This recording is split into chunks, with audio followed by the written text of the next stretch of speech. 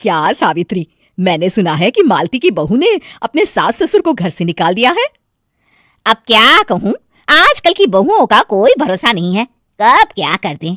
मालती की बहू को देखकर कौन कह सकता था कि वो ऐसी निकलेगी। तू सही कहती है, आजकल की बहुओं को देख मुझे तो बड़ा डर लगता है। कहीं मेरी बहू भी ऐसी निकल गई तो। नहीं, मैं तो गांव की सीधी सादी लड़की से अपने बेटे की शादी करवाऊंगी। इस तरह एक दिन गायत्री अपने बेटे की शादी गांव में रहने वाली मीना नाम की लड़की से करवा देती है। ये लीजिए माँ जी, आपके लिए गर्मा गर्म नाश्ता और चाय। अरे वाह बहू, सच कह रही हूँ, जब से तू इस घर में आई है मुझे तो बड़ा आराम है। तेरे जैसी बहू तो किस्मत वालों को मिलती है। का माँ जी, अब इतनी भी तारीफ मत करिए ना।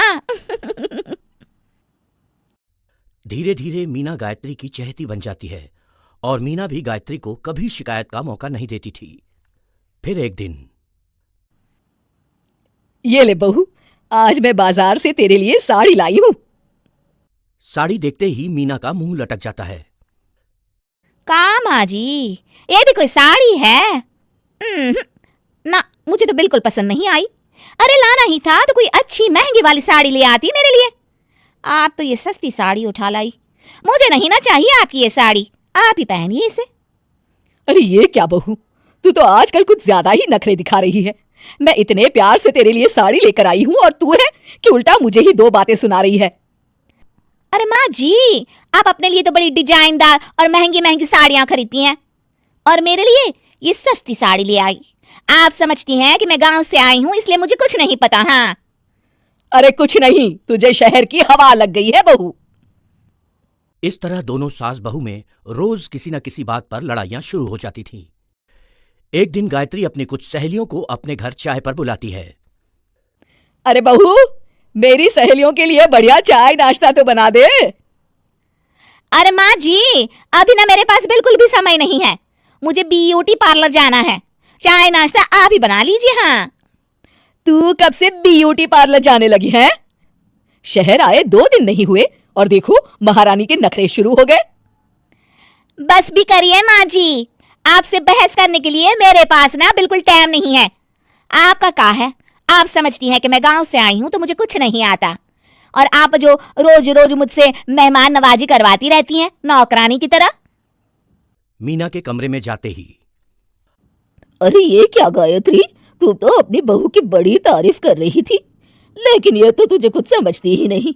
भाई मुझे तो लग रहा था कि तेरी बहू गांव की है तो सीधी सादी होगी, लेकिन इसने तो शहरी बहुओं को भी मात कर दिया। हाँ। अपनी सहेलियों के सामने अपनी बेइज्जती होते देख गायत्री आग बबूला हो जाती है। अरे क्या शहर और क्या गांव, मेरी तो किस्मत ही फूटी थी जो मैं इसे बहू बना के ले आई। भगवान जाने आगे और क्या क्या करेगी।